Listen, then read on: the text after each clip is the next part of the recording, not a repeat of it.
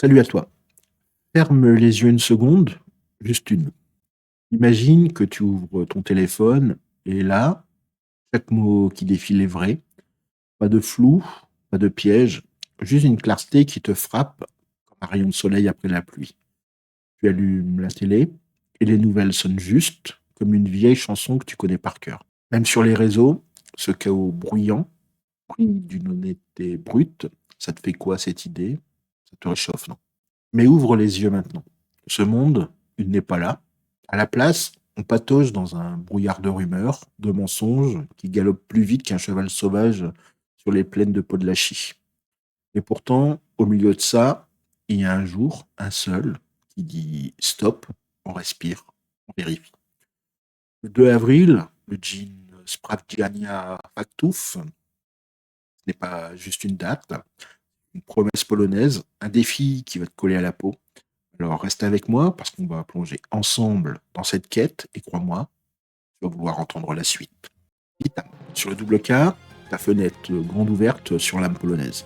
Ici, on ne fait pas que parler, on décrypte, on comprend, on vit ce que ça veut dire d'être polonais aujourd'hui. La promesse de faire saisir l'identité polonaise, celle qui pulse sous les stéréotypes, moderne, vibrante et ancrée.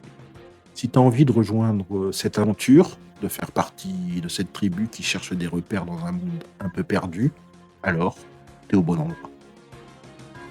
Fais-moi un petit cadeau, mets un pouce bleu, abonne-toi sur YouTube et viens explorer ça avec moi. Ça commence maintenant. Le jean Spravdiania Faktouf, ou la journée de la vérification des faits, c'est un peu une idée qui n'est pas née en Pologne, mais qui a trouvé un écho spécial. À l'échelle mondiale, ça démarre vers 2014, quand des journalistes et des chercheurs se réveillent en sueur. Les fake news envahissent tout, Internet devient une jungle, un clic était perdu entre une rumeur sur des extraterrestres et un ox politique. Alors, en 2017, l'International Fact-Checking Day voit le jour, elle est au 2 avril. Pourquoi ce jour-là? Parce que le 1er avril, on rigole évidemment avec des canulars, genre les vaches polonaises chantent pour faire du lait. Et le lendemain, on remet des pendules à l'heure. C'est malin, non? Mais en Pologne, ça va un petit peu plus loin. Imagine une réunion à Varsovie en 2016. Des journalistes, des militants, des gens comme toi et moi, assis autour d'une table bancale, une tasse de café froid à la main. Ils regardent les écrans, les titres qui hurlent, et ils se disent, on ne peut pas laisser ça nous bouffer. Ici, vérifier les faits, c'est pas juste un réflexe, c'est une armure. Pourquoi? Parce que ce pays a vu la vérité se faire piétiner trop souvent, sous les bottes des envahisseurs, dans les lignes censurées des journaux communistes. Alors, le 2 avril devient un cri, on ne nous la fera pas. Et ce cri, il va te suivre dans ce qu'on va découvrir ensemble. Pour comprendre pourquoi ce jour résonne si fort en Pologne, il faut remonter le temps. On va s'arrêter un instant en 1940, sous un ciel gris comme du plomb, à Varsovie. Les nazis ont tout pris, les rues, les voies, la lumière. Et dans une cave humide, une femme, appelée Zofia, les mains tachées d'encre noire, ajuste une presse clandestine. À côté, un gamin, Marek, 14 ans, les joues creusées par la faim, tourne une manivelle rouillée. Ensemble, ils fabriquent le Bulletin Informacyjny, un journal secret qui circule sous les manteaux, glissé dans les poches ou caché sous les planchers. Chaque page est un risque. Si les soldats les trouvent, évidemment c'est fini, une balle ou pire. Mais Zofia murmure à Marek, ils peuvent brûler nos maisons.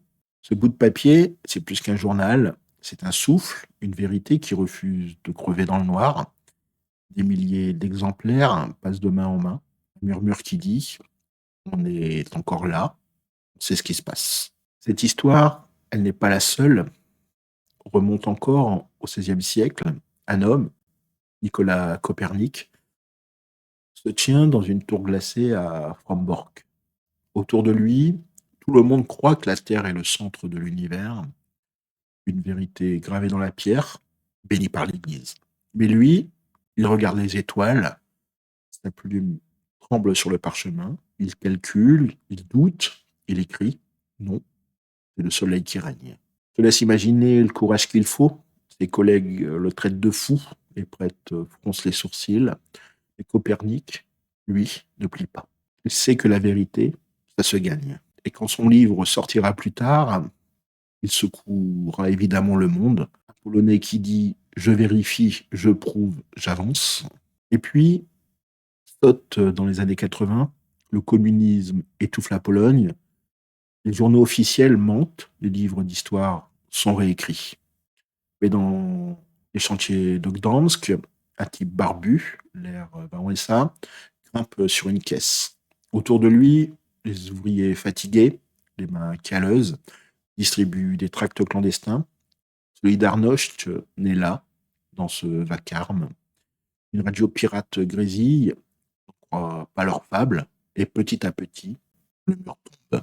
Tu vois le fil, Copernic, Zofia, Wałęsa, des Polonais qui disent non au mensonge, qui creusent, qui vérifient. Ce jean Sprawdziania Faktów, c'est leur écho. Pas une mode, mais une mémoire qui pulse encore aujourd'hui. Alors, tu vas me dire, mais comment on célèbre ça en Pologne aujourd'hui? Évidemment, pas de fanfare ou de gâteau. C'est plus discret, plus profond. Le 2 avril, tu verras des étudiants dans des bibliothèques, des journalistes dans des cafés, des profs avec leurs élèves, tous avec une mission et une info.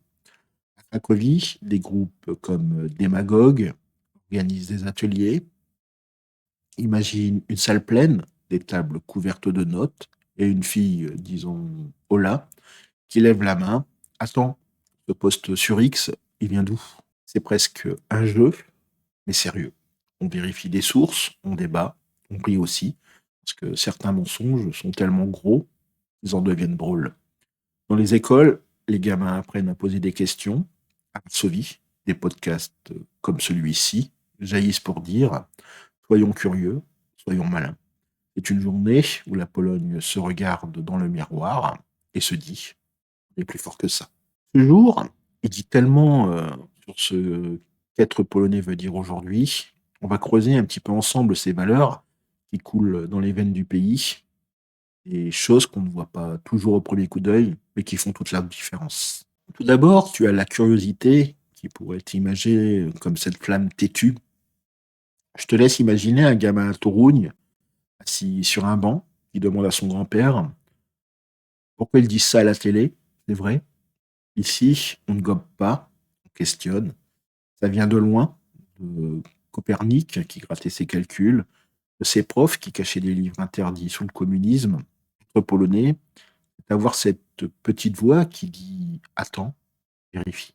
Une autre valeur est aussi l'honneur, qui est un petit peu ce roc dans la tempête. Je te laisse imaginer une vieille dame, ridée comme un chêne, dans un village près de Białystok. Te regarde droit dans les yeux et te dit si tu sais que c'est faux, tu te tais pas. Dire la vérité, même quand ça gratte, c'est un truc qu'on porte en bandoulière pour pas frimer, mais parce que c'est juste. Ça vient des résistants qui risquaient tout pour un bout de papier honnête. Une autre valeur est la résilience, qui est cette force silencieuse. Tu sais, la Pologne, elle a été cassée 1000 fois, des invasions, des partitions, la censure, mais à chaque fois, elle a su se relever. Je te laisse penser à Zofia dans sa cave, à ses ouvriers de Gdansk. Aujourd'hui, face aux fake news, c'est pareil, on ne plie pas, on démonte, on rebâtit. C'est un petit peu dans l'ADN de la Pologne, cette capacité à dire on continue. Une autre valeur est la solidarité, ce lien invisible. C'est pas juste le mouvement, c'est plus grand. Je te laisse imaginer une famille à Łódź autour d'une table qui débat d'une rumeur entendue au boulot. On se parle, on s'écoute, on se corrige. Le 2 avril, c'est ça. Une tribu qui se serre les coudes pour trier le vrai du faux, pas chacun pour soi, mais tous ensemble. Enfin, la dernière valeur pourrait être la transmission, ce cadeau au futur. Une mère à Katowice montre à son fils comment checker une info sur son téléphone, en disant fais pas confiance à tout. Ici, on apprend aux enfants à douter, à fouiller. Pourquoi? Parce que la vérité, ce n'est pas un héritage qu'on garde pour soi, c'est un trésor qu'on passe, comme une recette de pierogi bien gardée, par exemple. Tu vois, être polonais, c'est pas juste une histoire de vodka ou de danse folklorique, désolé pour les clichés, c'est cette façon de voir le monde, curieux, droit, solide, ensemble. Et le jean Sprawdziania Factuf, il met tout ça en lumière, comme un projecteur sur ce qu'on est vraiment. En gros, cette journée, c'est une piqûre de rappel. La vérité, ça se bichonne. En Pologne, c'est plus qu'un réflexe, c'est une fierté, un bout d'histoire qu'on porte encore. On a vu des rôles à défendre avec des plumes, des presses, des cris. Aujourd'hui, c'est à nous de prendre le relais avec nos écrans, nos questions, notre curiosité. Et toi, comment fais-tu pour trier le vrai du faux dans ta vie? Je te laisse laisser un commentaire.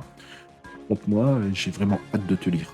La prochaine fois, on va changer de ton. Je te laisse imaginer explosion de couleurs dans les rues, des rires, des débats qui fusent. La journée de l'arc-en-ciel.